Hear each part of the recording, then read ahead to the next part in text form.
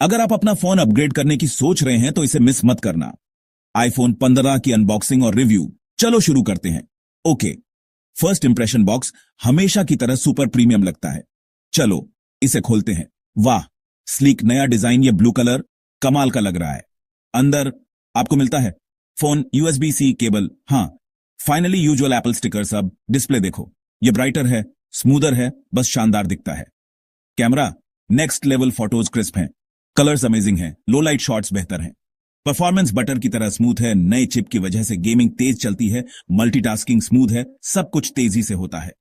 Battery life improve हुई है, आसानी से 1 दिन चलती है। लेकिन क्या ये अपग्रेड करने लायक है? अगर आप बेहतर कैमरा, USB-C चाहेंगे और प्रीमियम फील पसंद है तो आईफोन 15 एक सॉलिड चॉइस है।